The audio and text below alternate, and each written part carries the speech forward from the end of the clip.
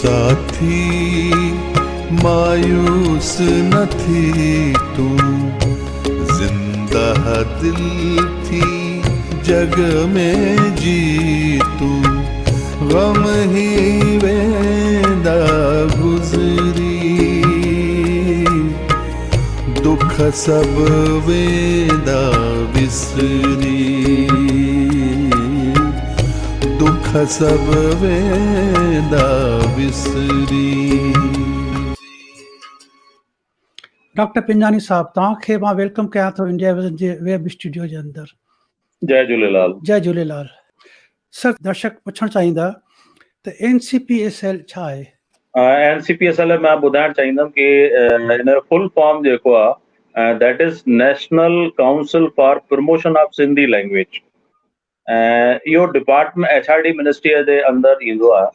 ऐं हिन डिपार्टमेंट जी स्थापना इन करे कई हुई कि जॾहिं असांजा जेके स्टेट्स जेको लैंग्वेज जे बेसिस ते ठही रहिया हुआ 1956 में, त उन टाइम इहो फील कयो वियो कि सिंधी जेका कम्युनिटी आहे उनजो को पंहिंजो स्टेट कान्हे, त उनजी सिंधी कम्युनिटी जी सिंधी भाषा जे प्रमोशन ऐं प्रोपोगेशन लाइ हिकु डिपार्टमेंट गवर्नमेंट ऑफ इंडिया जो हुअणु घुरिजे। ऐं 1994 में इन काउंसिल जी स्थापना थी, ऐं जंहिंजो मेन मक़सदु आहे कि उनजो प्रमोशन ऐं प्रोपोगेशन करणु, प्लस जेके स्टेट अकेडमीज़ आहिनि, सिंधी अकेडमीज़ आहिनि, उन्हनि सां कोऑर्डिनेट करणु ऐं कोऑर्डिनेट करे सॼे इंडिया में प्रोग्राम्स खे ऑर्गेनाइज़ करणु for the promotion of Sindhi language. ऐं इन खां सवाइ वर्कशॉप बि ऑर्गेनाइज़ करणु, ऐं ॿियो इन खां सवाइ जेका आहे टेक्निकल लैंग्वेज जेका आहे उन लाइ सिंधी वर्ड्स ॻोल्हे करे टेक्नोलॉजिकल डिपार्टमेंट खे असां सजेस्ट कंदासीं ऐं सिंधियुनि जे वेलफेयर लाइ, उन्हनि जे डेवलपमेंट लाइ छा स्कीम्स हुअणु घुरिजनि, उन्हनि लाइ असां हिकिड़ो एडवाइज़री काउंसिल टाइप आहियूं। तव्हांजी एजुकेशन किथां थी, तव्हां किथे ॼावा, तव्हांजे बारे में कुझु बैकग्राउंड ॿुधाईंदा असांजे व्यूअर्स खे? बैकग्राउंड बेसिकली जेका मुंहिंजी फैमिली आहे उहा अकेडमिक साइड जी हिकिड़ी फैमिली आहे। ऐं मुंहिंजा 4 फादर्स जेके हूंदा हुआ, चाहे मुंहिंजो परॾाॾो हो, चाहे मुंहिंजो ॾाॾो हो, पाकिस्तान जे हैदराबाद सां उन्हनि जो रिलेशन हूंदो हो। ऐं 1947 में जॾहिं माइग्रेट थी आया त अजमेर में सेटल थिया। ऐं मुंहिंजो जनमु जेको आहे अजमेर में ई थियल आहे। 11हें दर्जे तक जी पढ़ाई जेका आहे, जंहिंखे असां हायर सेकेंडरी चवंदा हुआसीं, उहा हायर सेकेंडरी पढ़ाई अजमेर मां सिंधी स्कूल, हिकिड़ो आदर्श सिंधी स्कूल आहे, उतां कयल हो। मिस्टर टिलवाणी साहब जो स्कूल हूंदो हो ऐं उहो काफ़ी फेमस हो सिंधी लैंग्वेज जे प्रमोशन लाइ उहो स्कूल। उतां पढ़ाई कई आहे। उन खां पोइ छाकाणि मुंहिंजो फादर जेको आहे पॉलिटेक्निक कॉलेज में प्रिंसिपल हूंदो, तॾहिं हुननि जो ट्रांसफर जॾहिं कोटा थियो, तॾहिं मां उतां BSc कई। BSc करण खां पोइ जेको आहे वरी मुंहिंजे फादर जो ट्रांसफर भरतपुर थियो, उते MSc मां जॉइन कई। इन बिटवीन मूंखे लॻो कि इंडियन सिविल सर्विसिस लाइ तयारी करणु घुरिजे। उन सिविल सर्विसिस जी तयारीअ लाइ मूंखे दिल्लीअ में 1 साल मां तयारी कई, पर अनफॉर्चुनेटली जेका सक्सेस मिलणु घुरिजे उहा सक्सेस न मिली सघी। ऐं इन करे जॾहिं मुंहिंजो फादर वापसि उदयपुर ट्रांसफर थिया त उते मां MA सोशलॉजी में जॉइन कई। ऐं MA करण वक़्तु असांजे इंडिया में हिकिड़ो एग्ज़ाम थींदो आहे, national eligibility test for lectureship. उहो एग्ज़ाम MA फाइनल करण वक़्तु मां पास करे छॾियो। 91 खां पोइ मां जेको आहे कॉलेज में लेक्चरर मुंहिंजो कैरियर स्टार्ट कयो। ऐं लॻभॻि 2018 ताईं मां जेको आहे उते लेक्चरर रहियुमि। उन खां पोइ मिनिस्ट्रीअ में डायरेक्टर जी वैकेंसी निकिती हुई। उन वैकेंसीअ जे अगेंस्ट में मुंहिंजो सिलेक्शन थियो। ऐं उन खां पोइ मां डेपुटेशन ते गवर्नमेंट ऑफ राजस्थान जे तरफ़ां भारत सरकार वटि वियुमि। ऐं हींअर 5 सालनि जे डेपुटेशन पीरियड ताईं मुंहिंजो एक्सटेंशन थी करे कमु करे सघां थो मां उते। इन NCPSL सिंधी कम्युनिटी लाइ छा कयो आहे? बेसिकली असां जेको मां तव्हांखे चयो कि असां मेन कमु जेको आहे उहो सिंधी लैंग्वेज जो प्रमोशन ऐं प्रोपोगेशन आहे जेको आहे।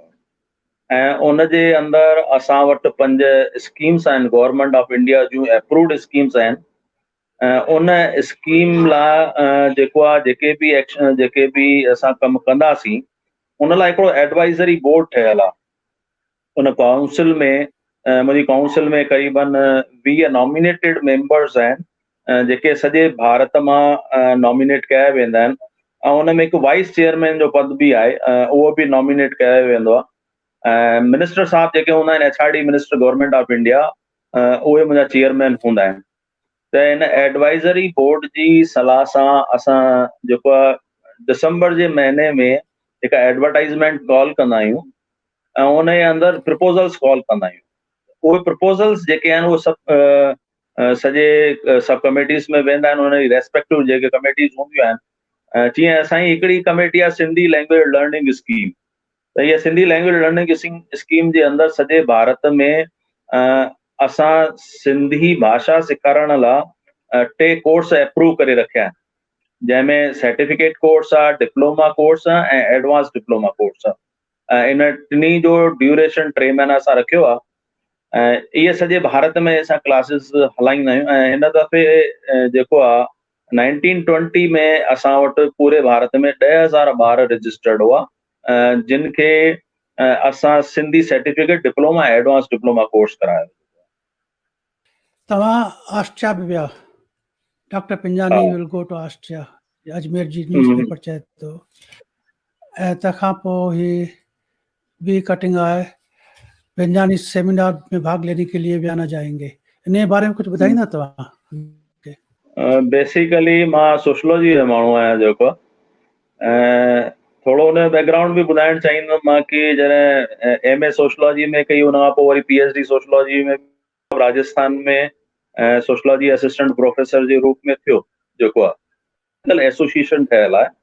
ऐं उन जो मां RC13 उन में रिसर्च कमेटियूं ठहियल आहिनि, उन में 32 रिसर्च कमेटियूं ठहियल आहिनि ऐं उन में RC13 जेका आहे उहा लेज़र एंड टूरिज़म जे बारे में आहे।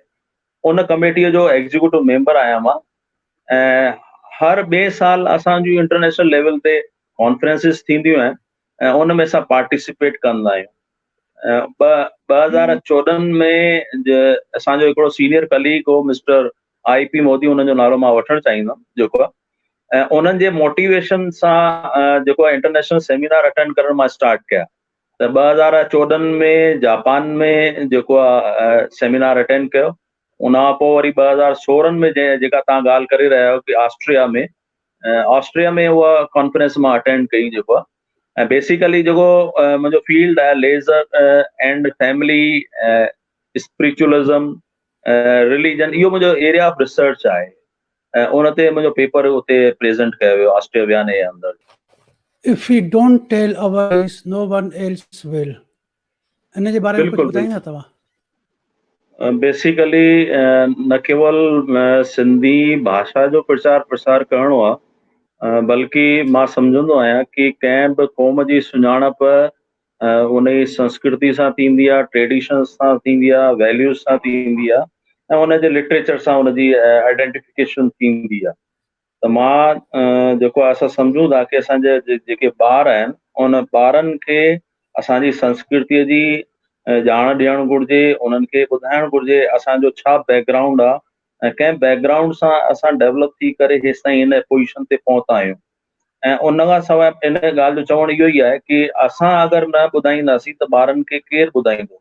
त हर जनरेशन जो उहो फर्ज़ु हूंदो आहे त पंहिंजी अचण वारी नेक्स्ट जनरेशन खे पंहिंजी कम्युनिटीअ जे बारे में, उनजे लिटरेचर जे बारे में ॼाण ॾे ऐं तीअं उहो सॼो नेक्स्ट जनरेशन में उहा शइ ट्रांसमिट थी सघे। त इहे इन संदर्भ में ॻाल्हि चई वई आहे। ऐं इन रेफरेंस में बि असांजी सिंधी काउंसिल जेका आहे, जंहिं काउंसिल में मां डायरेक्टर आहियां, असां पूरे इंडिया में डिफरेंट प्रोग्राम्स ऑर्गेनाइज़ कंदा आहियूं। उन में सेमिनार्स बि हूंदा आहिनि, वर्कशॉप बि हूंदा आहिनि जेके लिटरेचर सां बि रिलेटेड हूंदा आहिनि, असांजे ट्रेडिशन सां, असांजा फोक डांसिस आहिनि जेके आहिनि उन जे बारे में बि प्रोग्राम्स कया वेंदा आहिनि। ऐं हींअर रिसेंटली मां हिकिड़ो ॿियो ट्रेडिशन स्टार्ट कयो आहे कि वर्कशॉप स्टार्ट कया आहिनि त भई पोएट्री राइटिंग कीअं थियणु घुरिजे, स्टोरी राइटिंग कीअं थियणु घुरिजे, असांजा फोक डांसिस में कहिड़ा कहिड़ा कंटेंट आहिनि, उहे सभु ॼाण ॾियण लाइ इहे प्रोग्राम्स बि असांजी NCPSL जे तरफ़ां ऑर्गेनाइज़ पूरे भारत में कया विया आहिनि।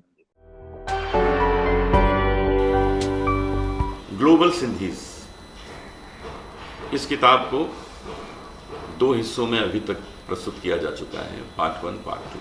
और दोनों जो पार्ट्स हैं इसे श्री राम जवाहनी जी ने लिखा है और बहुत मेहनत की है, लोगों को चुन चुन के सारे संसार से इकट्ठा किया है और आपके सामने पेश किया है। तो इसको मिस ना करिएगा, इसको ज़रूर पढ़िएगा।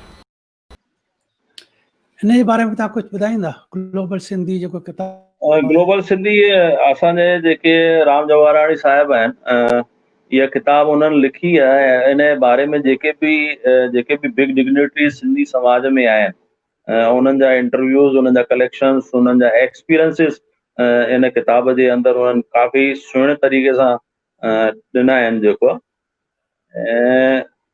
उन्हनि खे इन्हनि जी सेवाउनि लाइ जेको आहे NCPSL बि आइडेंटिफाई कयो आहे। ऐं जंहिं तरीक़े सां उहे जेको आहे उन्हनि यूट्यूब ते बि उन्हनि जा काफ़ी इंटरव्यूज़ आहिनि। इन खां सवाइ सिंधियत जे वाधारे लाइ उन्हनि सहयोग फाउंडेशन जे थ्रू सिंधी अवार्ड्स बि स्टार्ट कया हुआ। त तमामु उन्हनि जो सुठो कमु आहे। इन किताब जे ज़रिए उन्हनि बिग डिग्निटरीज़ जा उन्हनि जा एक्सपीरियंस उन्हनि ॿियनि सॼे पब्लिक डोमेन में खणी आया आहिनि। जेको आहे ऐं हिन दफ़े NCPSL में 2 लाइफ टाइम अचीवमेंट अवार्ड्स थींदा आहिनि, जंहिंमें हिकु अवार्ड जेको आहे साहित्यकार सम्मान थींदो आहे, जेको स्पेसिफिक लिटरेरी फील्ड में ॾिनो वेंदो आहे। ऐं ॿियो हिकिड़ो सम्मान आहे साहित्यकार रचना सम्मान, जंहिंमें असां 5 लख जी अवार्ड राशि ॾींदा आहियूं। त राम जवाहराणी साहिब खे हिन दफ़े साहित्यकार रचना सम्मान लाइ सेलेक्ट कयो वियो ऐं उन्हनि जी सिंधियत जे वाधारे लाइ, सिंधी भाषा जे वाधारे लाइ जेको कमु कयो आहे, उन्हनि जी सेवाउनि लाइ उन्हनि खे असां सम्मानित कयो आहे। 5 लख जो अवार्ड उन्हनि खे HRD मिनिस्ट्री, जेके असांजा मिनिस्टर साहब आहिनि डॉक्टर रमेश पोखरियाल, जेके उत्तराखंड जा चीफ मिनिस्टर बि रहिया आहिनि, उन्हनि इन नाले लाइ नॉमिनेट कयो उन्हनि जो। मां सम्झां थो उन्हनि जो तमामु सुहिणो कमु आहे। मूंखे लॻे थो कि मुंहिंजी फ्यूचर प्लानिंग्स में बि उन्हनि जो काफ़ी सहयोग रहंदो। मुंहिंजी रिसेंटली उन्हनि सां जान पहचान थी आहे। उन्हनि जी बुक्स जे बारे में जेको तव्हां ॿुधायो कि ग्लोबल सिंधी आहे या सिंधी सर्वेच आहे, उन जी ॼाण त मूंखे पहिरीं खां ई हुई, पर पर्सनली उन्हनि सां मिलण जो मौक़ो पहिरियों दफ़ो जॾहिं मां हींअर जय हिंद कॉलेज बॉम्बे में, जेको one of the renowned college आहे बॉम्बे जो, ऐं असांजा सिंधी ॿार उते काफ़ी पढ़ंदा आहिनि, उते मां हिकिड़ो ट्रेनिंग वर्कशॉप कयो। उन प्रोग्राम में तव्हां सां मिलण जो मौक़ो मिलियो ऐं इंटरेक्शन करण जो मोकिलियो ऐं तव्हांजी शख़्सियत ऐं तव्हां जेके कम समाज जे सिंधियत जे वाधारे लाइ कया आहिनि, उन बारे में चङी ॼाण मिली। सिंधी कम्युनिटी में जेके माण्हू एक्टिव आहिनि, उहे तव्हांखे पाण अप्रोच कंदा आहिनि कि तव्हां उन्हनि खे ॻोल्हे रहंदा आहियो? हाल फिलहाल त मां तव्हांखे जीअं ॿुधायो कि असां जेको आहे दिसंबर में असांजूं जेके बि स्कीम्स हूंदियूं आहिनि, असां पूरे इंडिया जा जेके न्यूज़ पेपर्स आहिनि, वॾा वॾा न्यूज़ पेपर आहिनि, चाहे वो सिंधी आहिनि, चाहे इंग्लिश आहिनि, चाहे हिंदी आहे, उन्हनि में उहे असां एडवर्टाइज़मेंट्स कढंदा आहियूं गवर्नमेंट ऑफ इंडिया जे तरफ़ां, ऐं उन में प्रपोज़ल्स कॉल कंदा आहियूं। 2018 डिसंबर 27 तारीख़ मां हिन डिपार्टमेंट खे जॉइन कयो, लॻभॻि 1.25 साल 1.5 साल थियण वारो आहे। पहिरियों साल मुंहिंजी प्रायोरिटी इहा हुई कि मुंहिंजो जेको ऑफिस आहे उन जी वर्किंग खे मां रूटीन में खणी अचां, जेके बि उन जे अंदरि कमियूं आहिनि उन्हनि खे ठीकु कयां ऑफिस जे। ऐं उन खां पोइ मूंखे लॻो कि कुझु नवां इनिशिएटिव्स जेके मुंहिंजी सब कमिटीज़ में खणी अचिणा आहिनि, मां खणी आयुमि। मां तव्हांखे ॿुधाइणु चाहींदुमि त कहिड़ा प्रपोज़ल्स हुआ जेके मां इनिशिएटिव हींअर स्टार्ट कया आहिनि, जंहिंमें सिंधी लर्न ऐप स्टार्ट करे रहियो आहियां, जंहिंमें देवनागरी ऐं सिंधी अरबी स्क्रिप्ट खणी आयो आहियां। उन जो ऐप जी तयारी हली रही आहे। उन में हिकिड़ो बॉम्बे में जॾहिं मां वियुमि तॾहिं मिस्टर कमल मीरचंदाणी हुआ, शायदि USA मां हुआ। उन्हनि जेको आहे हिकु सिंधीअ जी ॿी स्क्रिप्ट मूंखे जेको आहे, जंहिंखे उहो रोमनाइज़्ड सिंधी चवनि था, जेके असांजा ॿार न को सिंधी ॼाणनि था, न को हिंदी था ॼाणनि या देवनागरी नथा ॼाणनि, त उन्हनि लाइ रोमनाइज़्ड सिंधी उन्हनि डेवलप कई आहे। ऐं उनखे बि मां कोशिशि कयां थो मुंहिंजे सिंधी लर्न ऐप में खणी अचां। उन खां पोइ कम्युनिटी रेडियो ऐप स्टार्ट करण जो बि प्रपोज़ल आहे, उन ते कमु स्टार्ट थी वियो आहे। देवनागरी लैंग्वेज जो स्टैंडर्डाइजेशन आहे, उन जो कमु बि स्टार्ट थी वियो आहे। त ईअं घणेई जेके आहिनि प्रपोज़ल्स जेके आहिनि खणी आयो आहे, इनिशिएटिव खणी आयो आहियां, पर मूंखे लॻो कि इन सां कमु न हलंदो ऐं मूंखे पर्सनल डायलॉग जेको आहे समाज में विच में वञी करे करणो पवंदो। ऐं जेके बि ऑर्गेनाइजेशन सॼे देश में अलॻि अलॻि शहरनि में कमु कनि वियूं, उन्हनि सां इंटरेक्शन करणो पवंदो।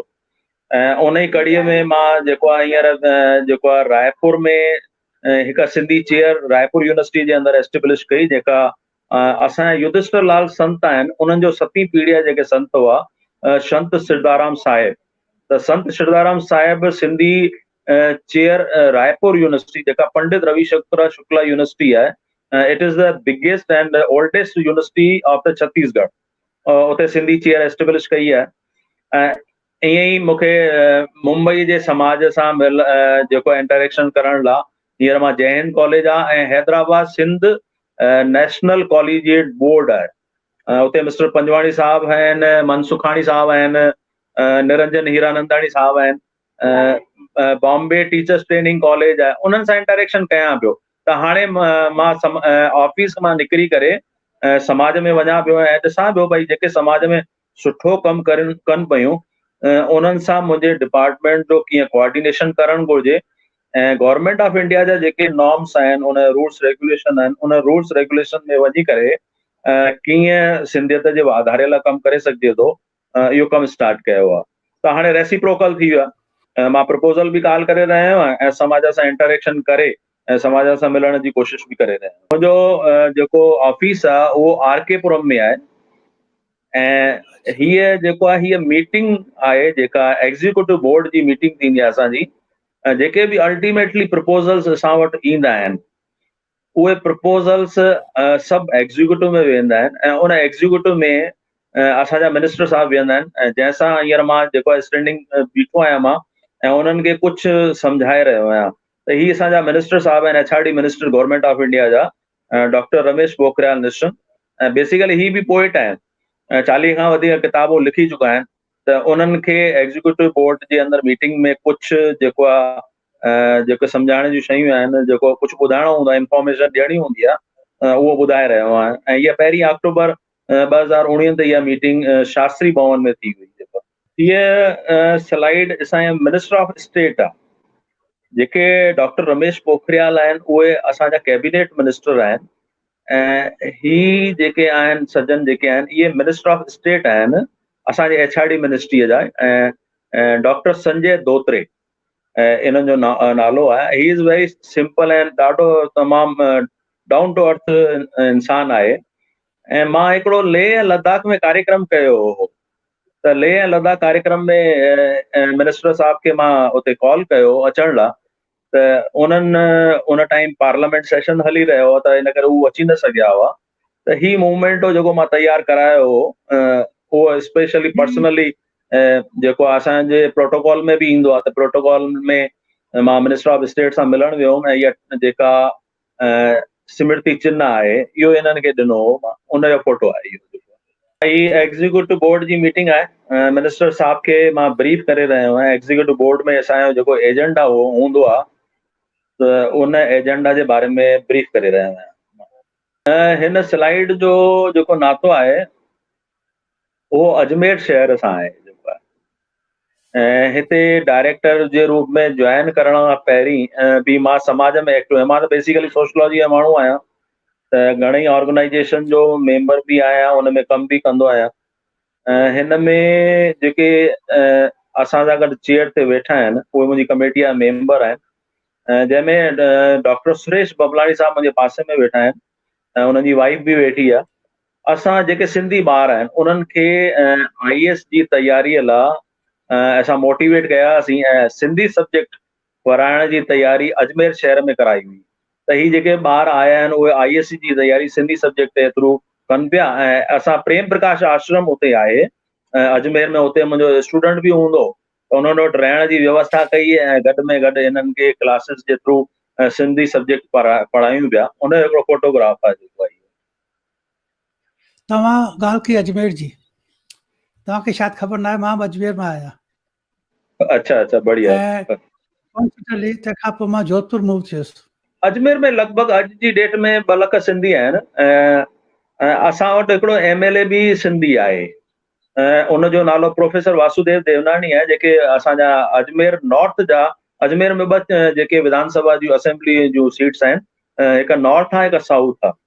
त नॉर्थ सीट जेका आहे उहा उन ते जेके MLA साहब आहिनि उहे प्रोफेसर वासुदेव देवनानी साहब आहिनि ऐं प्रोफेसर वासुदेव देवनानी साहब जो संबंध मुंहिंजे फादर सां रहियो आहे। मुंहिंजा फादर जॾहिं उदयपुर में पॉलिटेक्निक कॉलेज में प्रिंसिपल हूंदा हुआ तॾहिं देवनानी साहब उते लेक्चरार हूंदा हुआ इलेक्ट्रिकल इंजीनियरिंग जा। उन्हनि सां पारिवारिक संबंध रहियो उन 3 सालनि जे पीरियड में जॾहिं असां उदयपुर में रहियासीं। अजमेर में हींअर उहो कमु करे रहिया आहिनि जेको आहे। अजमेर जे बारे में ॿुधाईंदो त अजमेर में चेटीचंड कीअं मल्हाईंदा आहिनि? अजमेर में चेटीचंड तमामु हिन दफ़े त कोरोना जे करे न मल्हाए सघिया, पर चेटीचंड तमामु सुहिणे नमूने सां मां सम्झां थो कि पूरे भारत में अगरि सभिनि खां वॾो को जलूस निकिरंदो हूंदो उहो अजमेर जो निकिरंदो आहे। क़रीबन उन में 100 खां वधीक झांकियूं हूंदियूं आहिनि। असांजे उन में बि उन सां बि मां जुड़ियल रहियुमि। उन में जेके जलूस खे सॼो प्रोग्राम ऑर्गेनाइज़ कंदा हुआ असांजा उहे पहिरीं पार्षद रहिया आहिनि ऐं बीजेपी सां जुड़ियल आहे जयकिशन पारवाणी साहब। जयकिशन पारवाणी साहब जेको असांजूं इहे झांकियूं निकिरंदियूं आहिनि उन जे इवेल्यूशन जो कमु उन्हनि खे प्राइज़ ॾींदा आहियूं असां जेको आहे झांकियुनि खे। त जेके फर्स्ट सेकेंड ऐं थर्ड स्टैंड कंदियूं आहिनि झांकियूं उन्हनि खे असां अवॉर्ड कंदा आहियूं ऐं उन्हनि जो इवेल्यूशन जो कमु जेको आहे उहो मूंखे ॾिनो वेंदो आहे जेको आहे। अच्छा, जोधपुर जे बारे में ॿुधायो कुझु। जोधपुर में काफ़ी मतिलबु मुंहिंजो एतिरो वधीक संपर्क न रहियो, पर मुंहिंजे फादर जी पोस्टिंग उते जोधपुर में रही। ऐं जोधपुर में मुंहिंजा father board of technical education जेका आहे उन जा जॉइंट डायरेक्टर बि रहिया ऐं रजिस्ट्रार बि रहिया। ऐं जोधपुर सां स्पेशली मुंहिंजो नातो इन रूप में आहे कि जोधपुर यूनिवर्सिटी मूंखे घणेई मीटिंग्स में कॉल कंदी आहे ऐं उते जेके हेड ऑफ डिपार्टमेंट आहिनि KN व्यास साहब जेके आहिनि या जेके वाइस चांसलर हुन टाइम राठौड़ साहब हूंदा हुआ या नेक्स्ट जेके वाइस चांसलर थिया उन्हनि सां मुंहिंजा सुठा रिलेशन रहिया आहिनि। त जोधपुर में मीटिंग्स में जनरली बोर्ड ऑफ स्टडीज़ में या सोशलॉजी जे सेमिनार्स में मूंखे वञण जो मौक़ो मिलंदो आहे ऐं मुंहिंजे फादर जा बि काफ़ी सुठा रिलेशन्स आहिनि उते सिंधी समाज सां बि। असांजो हिकिड़ो मेंबर आहे लक्ष्मण खेतानी जंहिंजी जोधपुर हॉस्पिटल जे नाले सां फेमस आहे। त लक्ष्मण खेतानी साहब सां मुंहिंजा तमामु सुठा रिलेशन आहिनि ऐं उहे वासुदेव देवनानी जेके प्रोफेसर आहिनि उन्हनि जा सेण आहिनि। त असांजे राष्ट्रीय सिंधी भाषा विकास परिषद जा उहे एग्जीक्यूटिव मेंबर बि आहिनि। त हरदम डेवलपमेंट ऐं प्रोग्रेस जे बारे में उन्हनि जो सहयोग मूंखे मिलंदो रहंदा आहिनि ऐं ॾाढा पॉज़िटिव आहिनि। त इन करे जोधपुर सां मुंहिंजो स्पेशली संबंध बि रहियो आहे जेको आहे। ही मां जॾहिं गवर्नमेंट कॉलेज में लेक्चरार हूंदो हुउमि समाज लाइ त कमु करण जो शौक़ु आहे, ॿारनि सां बि मिली जुली करे हलण जो शौक़ु आहे। सोशलॉजी में हिकु पेपर जेको थींदो आहे जेको रिसर्च मेथडोलॉजी सां जुड़ियल हूंदो आहे। पेपर में असां जेको आहे हिननि खे ॿारनि खे विज़िट कराईंदा आहियूं त ही माउंट आबू में ब्रह्म कुमारी सेंटर जेको आहे उतां जो ही स्टूडियो जो फोटो आहे। हीअ उते मां ॿारनि खे पंहिंजे ॿारनि खे वठी वियुमि ऐं स्पिरिचुअलिटी जे बारे में उन्हनि खे नॉलेज मिले ऐं कीअं समाज में कमु करणु घुरिजे, कीअं पॉज़िटिविटी पंहिंजी लाइफ में अचणु घुरिजे।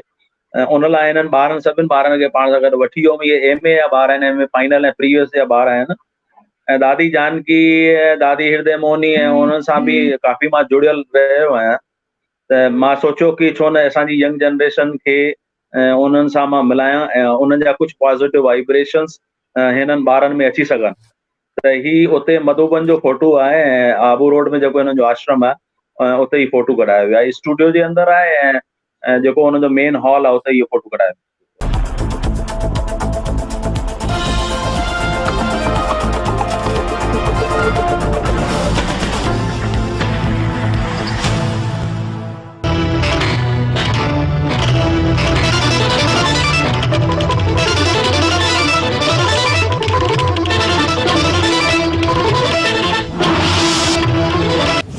जय झूलेलाल, मां द्वीप चेतनानी, तव्हां ॿुधी रहिया आहियो सिंधी समाचार। हाणे रोबोट खणी वेंदो मरीज़नि लाइ खाधो ऐं दवाऊं। हाणे दिल्ली मेट्रो बि जल्द पकड़ींदी रफ़्तार।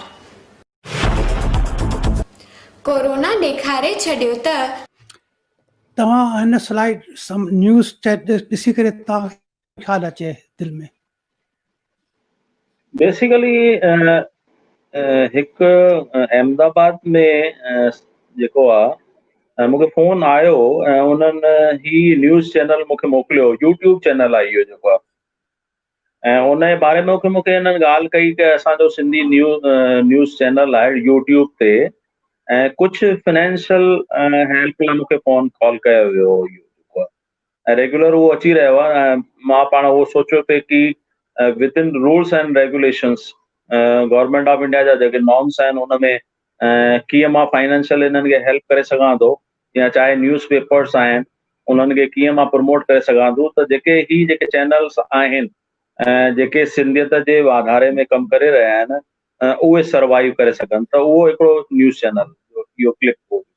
हाणे मुंहिंजो तव्हां खां सुवाल इहो आहे, हिन न्यूज़ चैनल कंटेंट त कुझु आहे ई कोन, 7 मिंट जी न्यूज़ आहे, तंहिंमें 3.5 मिंट त ख़ाली लोगो आहे संदसि कंपनी जो, तंहिंखां पोइ कंटेंट कुझु आहे कोन, खाली हेडलाइन्स आहिनि, इन मां सिंधियुनि खे कहिड़ो समाचार वेंदो?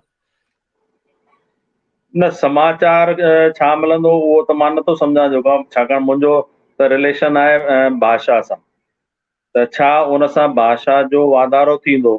उन्हनि चयो कि जेका हीअ न्यूज़ रीडर आहे उहा जेका शायदि 14-15 साल जी या 10हों दर्जो पढ़ंदी आहे, त मां सम्झो कि उहा जॾहिं इहा न्यूज़ चैनल समाज ताईं वेंदो त कुझु ॿारनि खे मोटिवेशन मिली सघे थो। पर मां जीअं तव्हांखे पहिरीं ॻाल्हि मां चई कि हथ जेको आहे, मां ज़रूरु हिन पोस्ट ते वेठो आहियां डायरेक्टर जी, पर हथ ॿधल आहिनि, norms and rules and regulations हूंदा आहिनि, ऐं विद इन नॉर्म्स जे अंदरि असां ॾिसंदा आहियूं कि कीअं असां हुनखे हेल्प ॾिसी सघूं था, हुन कंटेंट एनालिसिस थींदो आहे, उन जो वेटेज बि थींदो आहे, उहो सभु एग्ज़ामन थींदा आहिनि, उन खां पोइ ई असां कंहिं प्रकार जी हेल्प करण जी स्थिति में हूंदा आहियूं। पर असांजा जेके सिंधी भाउर हूंदा आहिनि ऐं उत्साही काफ़ी हूंदा आहिनि, ऐं उन्हनि खे एतिरी ॼाण न आहे नॉर्म्स एंड रूल्स रेगुलेशन जी, त उहे ठीकु आहे कॉन्टेक्ट कंदा आहिनि, ऐं मां कॾहिं मना बि न कंदो आहियां, ऐं मां बि ॾिसंदो आहियां कि छा मां करे सघां थो। त आहिनि काफ़ी स्कोप आहे कि इन में कुझु चेंजिस थी सघनि था, ऐं इन लाइ मां इहा कोशिशि बि करे रहियो आहियां कि जेको आहे स्टूडियो मैनेजमेंट, जेको आहे वॉइस मॉड्यूलेशन आहे, इन टाइप जा वर्कशॉप्स ऑर्गेनाइज़ कयां, ताकि जेके अकेडमिक फील्ड में सिस्टमेटिक जेके वर्कशॉप थींदा आहिनि उन्हनि जे बारे में सिंधी समाज खे ॼाण मिली सघे कि कीअं सिस्टमेटिक तरीक़े सां कमु कयो वेंदो आहे, ऐं उनखे रूल्स रेगुलेशन खे फॉलो कंदे। थीम है वो काफी शिफ्ट हो गई है पार्टीशन से, और सब रोमांटिक हो रहा है। दिया है ये कहाँ से दिया है, रब जी इबादत करे। तव्हां में नोट कयो हूंदो त राइट हैंड साइड में लोगो लॻल आहे BBC, ऐं लेफ्ट हैंड साइड में लोगो लॻल आहे BBC उर्दू या पाकिस्तान BBC तां उन्हनि जो हिकिड़ो पर्टिकुलर प्लेटफॉर्म ठहियल आहे। राइट, त मुंहिंजो पुछण जो सुवाल इहो आहे त BBC उर्दू सेक्शन जेको आहे, BBC त लंडन जी कंपनी आहे, उहे करे चोरी कोन कंदा आहिनि, कॉपीराइट जो फॉलो कंदा आहिनि, त कीअं ॾिसो था भाई हीअ BBC उर्दू सेक्शन पाकिस्तान में मुंहिंजी फिल्म जी क्लिप ॾेखारी अथनि ऐं हिनखे मैंशन कोन कयो अथनि भाई कहिड़ी फिल्म जी क्लिप आहे कहिड़ी न आहे, they just try to pretend कि हीअ पाकिस्तानी फिल्म आहे, ऐं इनखे कीअं रोके सघिजे थो? ही ॾिसो BBC उर्दू आहे सेक्शन, ऐं हीअ बि ॾिसंदा हिते BBC जो आहे, त इनखे कीअं रोके सघिजे थो? जहां तक जेको आहे असांजे भारत जी ॻाल्हि कंदे असां वटि प्रसार भारती आहे ऐं department of information and bureau आहे जंहिंखे कंप्लेंट करे सघिजे थी कि जेको आहे हीउ कंटेंट जेको आहे विदाउट जेको आहे रेफरेंस जे शो कयो विया, त जेके बि लीगल एक्शन्स थी सघनि था उहे थी सघनि था उन मथां जेको। तंहिंखां पोइ तव्हां कुझु नोट कयो हूंदो सिंधी चैनल्स जेके बि हिंदुस्तान में आहिनि, चाहे कहिड़ा बि हुजनि, जीअं रेडियो सिंधी आहे या जेके बि चैनल्स आहिनि, सभु ॾिसो सभई कंटेंट जेको हिक ॿिए जो लॻाइनि था बिना अथॉरिटी जे, बिना परमिशन जे, इनखे कीअं रोकिजे? ये त कॉपीराइट जा अधिकार आहिनि, जेको आहे ॾिसो न अवेयरनेस आहे कान। मां उहो ई मां तव्हांखे पहिरीं ॻाल्हि चई पे कि जेके बि असांजा जेके सेमिनार्स वर्कशॉप थियनि आहिनि उन्हनि खे नॉर्म्स जे बारे में पतो न आहे, ऐं जंहिं ॾींहं खां मां जॉइन कयो आहे त मां त अकेडमिक फील्ड रहियो आहियां, ऐं छाकाणि फैमिली बि मुंहिंजी इन फील्ड में रही आहे, एडमिनिस्ट्रेशन में रही आहे। मां मुंहिंजी फैमिली जो टियों डायरेक्टर आहियां जेको आहे। उन खां पहिरीं मुंहिंजे फादर बि बोर्ड ऑफ टेक्निकल एजुकेशन में जॉइंट डायरेक्टर आहियां, वरी मां डायरेक्टर आहियां। ऐं ब्रदर मुंहिंजो जेको वॾो आहे जो इंडियन इंजीनियरिंग सर्विसिस में आहे, उहो बि एडिशनल डायरेक्टर जनरल जेको आहे RDSO इंडियन रेलवेज़ में आहे। त असांखे नॉर्म्स रूल्स रेगुलेशन जे बारे में जानकारी आहे, असांखे पतो आहे कि जेके बि माण्हू वधीक पढ़ियल हूंदा आहिनि त उन्हनि खे वरी नॉर्म्स जो वधीक ध्यानु हूंदो आहे कि किथे असां उन्हनि नॉर्म्स खे वायोलेट न कयूं। पर असां वटि अनफॉर्चुनेटली एजुकेशन जो लेवल जेको सिंधी समाज में आहे उहो काफ़ी घटि आहे। न केवल उहे वायलेशन त रूल्स रेगुलेशन जो कनि था, पर उन्हनि खे पंहिंजे जेके उन्हनि जा जेके राइट्स आहिनि उन जे बारे में बि जानकारी कान्हे। त काफ़ी समाज में काफ़ी गुंजाइश आहे कि डेवलपमेंट कीअं थियणु घुरिजे, कीअं नॉर्म्स खे फॉलो करणु घुरिजे। लिंग्विस्टिक माइनॉरिटी आहिनि त लिंग्विस्टिक माइनॉरिटी जा छा राइट्स आहिनि, कीअं उन पंहिंजी जेके इंस्टीट्यूशन आहिनि उन में कीअं उनखे इम्प्लीमेंट कयूं। त इन बारे में जानकारी जो अभाव आहे, इन करे ही वायोलेट करे रहिया आहिनि। ऐं जॾहिं लीगल एक्शन्स थींदा आहिनि त पोइ हुन में प्रॉब्लम में अची वेंदा आहिनि। इन जे लाइ तव्हां कुझु नेक्स्ट सेमिनार में या किथे मेंशन कंदा जीअं कम्युनिटी खे ख़बर पए त भई कॉपीराइट वायलेशन न करणु खपे? हा बिल्कुलु बिल्कुलु। मां जीअं असां वटि ॾिसो बल्क परचेज जी स्कीम आहे, या पब्लिकेशन जी स्कीम्स आहिनि, या मुंहिंजो वेबसाइट आहे। त असां जॾहिं बि जीअं बल्क परचेज में का किताब घुरी त असां चवंदा आहियूं कि इहे सॉफ्ट कॉपी में बि ॾियो। ऐं अगरि असां उहो बल्क परचेज में किताब परचेज कयो आहे त उन जी सॉफ्ट कॉपी बि असां परचेज कंदा आहियूं ऐं असां उन्हनि खे लिखंदा आहियूं कि तव्हां असांखे नो ऑब्जेक्शन सर्टिफिकेट ॾियो कि इहो कंटेंट असां पंहिंजे वेबसाइट ते अपलोड करे सघूं। त असां त हाणे जॾहिं इहे ॻाल्हियूं मां रखियूं आहिनि त काफ़ी विरोध बि आहे कि साहब अॼु ताईं त इहे ॻाल्हियूं असां ॿुधियूं न। जेको आहे तव्हां ई फॉर्म में बि असां वठो था, असांखे ISBN नंबर बुक ते हुअणु घुरिजे उहो बि वठो था। त नेचुरल आहे जॾहिं असां चेंजिस खणी ईंदासीं। असांजो प्राइम मिनिस्टर जेको नरेंद्र मोदी आहे काफ़ी नवां इनिशिएटिव देश में खणी आयो आहे, पर छाकाणि त अनसिस्टमेटिक तरीक़े सां 70 साल देश हलंदो रहियो, रूल्स रेगुलेशन जो वायलेशन थींदो रहियो त हलंदो रहियो। पर जॾहिं को हाणे प्राइम मिनिस्टर साहब आया आहिनि त रूल्स रेगुलेशन जॾहिं हू फॉलो कराइण जी कोशिशि कनि था त उन जो विरोध बि थिए थो। ऐं इन जो कारण त पतो ई आहे कि समाज में माण्हुनि जा पंहिंजा सेल्फ इंट्रेस्ट हूंदा आहिनि त उहे वायलेशन करण जी कोशिशि कंदा आहिनि ऐं उन्हनि खे प्रोवोक बि कंदा आहिनि जनता खे। त इहे प्रॉब्लम्स त आहिनि जेको। तव्हां भला हाणे सिंधी कम्युनिटी लाइ को मैसेज ॾियणु चाहींदा? सिंधी कम्युनिटी लाइ सभिनि खां वॾो मैसेज इहो आहे कि सिंधी कम्युनिटीअ खे यूनाइट थियण जी ज़रूरत आहे। असांखे इन ॻाल्हि जी कोशिशूं करणियूं आहिनि कि वधीक में वधीक असां पढ़ाई कयूं ऐं उन्हनि जे थ्रू असां पंहिंजे राइट्स ऐं जेको आहिनि उन जे बारे में अवेयरनेस अचे ऐं कोई बि असांजी डिमांड्स आहिनि जेको असां डेवलपमेंट चाहियूं था हिकु कॉमन प्लेटफॉर्म ते अची यूनाइट तरीक़े सां असांखे एफर्ट्स करणु घुरिजनि विदाउट एनी डिफरेंसिस साइड में रखणा आहिनि। पहिरीं कम्युनिटीअ जो ऑब्जेक्ट रखिणो आहे, उनजे डेवलपमेंट जी ॻाल्हि रखणी आहे, तॾहिं असांजो सिंधी समाज अॻियां तरक़ी करे सघंदो। थैंक यू डॉक्टर पिंजानी साहब, तव्हां मूंखे टाइम ॾिनो, तव्हांजो बहुत बहुत धन्यवाद। जय झूलेलाल। जय झूलेलाल। ऐं सभिनि भाउरनि खे, सिंधी भाउरनि में वर्ल्ड में जेके बि तव्हांजे हिन प्रोग्राम खे ॾिसी रहिया आहिनि, मां उन्हनि खे पंहिंजी शुभकामनाऊं थो ॾियां ऐं उन्हनि खे चवां थो कि सभु मिली करे समाज जी तरक़ीअ लाइ कमु कनि। जय झूले। Thank U.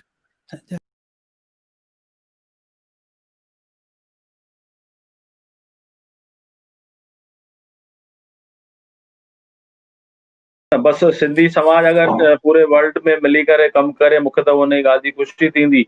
ऐं NCPSL छा करे सघे थी उहो बि तव्हां पंहिंजी राय ॾियणु चाहींदा त तव्हां मुंहिंजी NCPSL जी हिकिड़ी वेबसाइट आहे उन ते तव्हां ॾिसंदा छा छा स्कीम्स आहिनि ऐं मुंहिंजी ईमेल आहे ncpsl.billy@gmail.com। उन ते तव्हां जेको आहे पंहिंजा सजेशन्स मोकिले सघंदा।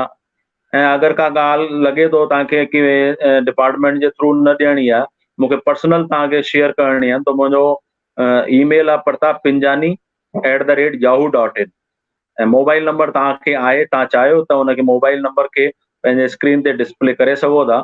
ऐं मूंखे ख़ुशी थींदी कि सिंधी सॼे वर्ल्ड जे सिंधी समाज सां जुड़ां ऐं सिंधी समाज खे अगरि मुंहिंजी कुझु सर्विसिस जी ज़रूरत हुजनि त मां पंहिंजी सर्विसिस ॾियण में ख़ुशी महसूसु कंदुमि।